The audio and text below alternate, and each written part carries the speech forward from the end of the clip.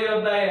अनेक असणारी योद्ध्याची नावं या ठिकाणी या ओवीमध्ये ग्रंथकर्त्यांनी सांगितली। सगळ्याच योद्ध्याची नावं तुमच्यापर्यंत पोहोच करणं शक्य नसतं, कारण हा असणारा अतिशय जुना अशा प्रकारचा ग्रंथ आहे, पुन्हा पुन्हा लावला जात नाही बहुतेक ठिकाणी।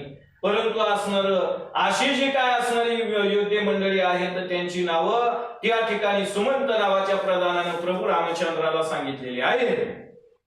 ऐका आता अयोध्येपती, हा नीररत्न राजा तिरिती देक्ष युद्ध जरी समयी असती तरी निर्भयचे युद्ध करी। बघा नंतर मग या ठिकाणी असणारा हा जो काय सुमंत नावाचा प्रधान आहे, हा सुमंत नावाचा प्रधान त्यावेळेला असणारा म्हणू लागलेला आहे की पुढे ज्या वेळेला आपण मार्गक्रमण करणार आहोत त्यावेळेला नीलरत्न नावाचा राजा, त्याचं नगर आहे मार्गामध्ये, आणि आता त्या नगरामध्ये गेल्याच्या नंतर तो नीलरत्न नावाचा राजा असणारा काय करणार आहे, आपल्या बरोबर युद्ध करणार आहे। मग जो युद्ध करण्यासाठी येणार आहे त्याच्या बरोबर युद्ध टाळायचं नाही, युद्ध हे असणारं क्षत्रियानं केलंच पाहिजे, असं त्यावेळेला सुमंत नावाच्या प्रधानाला प्रभू रामचंद्र सांगू लागलेले आहे। या ऐकिल्या पुढी जान लक्षही धरती दाती तृण ऐसे याची शक्ती जान 10 अक्षयीन सैन्य असो। बघा नंतर मग 10 अक्षयीनी असणारं सैन्य त्यावेळेला त्या ठिकाणी घेतलेलं आहे, आणि अशा अवस्थेमध्ये असणारं त्यावेळेला मार्गक्रमण करायला प्रारंभ केला। कशा रीतीने आता मार्गक्रमण करतात ते देखील ऐका, ग्रंथकर्ते आपल्याला सांगू लागलेले आहे।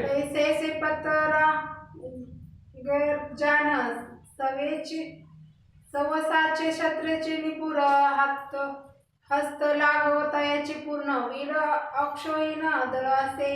बघा ग्रंथकर्ते या ठिकाणी सांगतात की 1 अक्षयीनी असणारं सैन्य दळ त्यावेळेला पायी निघालेलं आहे, पायदळ असणारं सगळ्याच्या पुढे त्यावेळेला त्या ठिकाणी निघालेलं आहे। आणि अशा अवस्थेमध्ये त्यांच्या जर का शूरपणाचं वर्णन करायचं म्हटलं तर शब्दामध्ये देखील वर्णन करता येणार नाही, एवढं असणारं सामर्थ्य ते असणाऱ्या सैन्य दळामध्ये, आणि असं सैन्य दळ त्यावेळेला पृथ्वी भ्रमण करण्यासाठी जाऊ लागलेलं आहे। तैसेच श्री लक्ष्मी निधी तरुण निर्धवे माझे निपुर जेणे करुणी तप साधन प्रसन्न केले ब्रह्मदेव। बघा नंतर मग पुढे असणारा रिपुजय नावाचा असणारा योद्धा त्या ठिकाणी त्यानं काय केलेलं आहे, सैन्य दळ असणारं बरोबर घेतलेलं आहे, ब्रह्मदेवाला त्यानं असणारं त्या ठिकाणी प्रसन्न करून घेतलेलं आहे। असं त्यावेळेला त्या ठिकाणी हा सुमंत नावाचा प्रधान श्रीरामाला सैन्य दळाची माहिती देऊ लागलेला आहे। तेने ब्रह्मनदी दिले आणि पशु प्रताप अर्पिले गरुडासे नागशास्त्र वाहिले तैसेची दिदले मयुरास शस्त्र। बघा नंतर मग अशा अवस्थेमध्ये या ठिकाणी सांगितलं गेलं की असा असणारा जो काय राजा आहे त्यानं ब्रह्मदेवाला प्रसन्न करून घेतलेला आहे, मयूरास्त्र घेतलेला आहे, सापाचं अस्त्र घेतलेलं आहे, गरुडाचं अस्त्र वगैरे त्या ठिकाणी मागून घेतलेला आहे।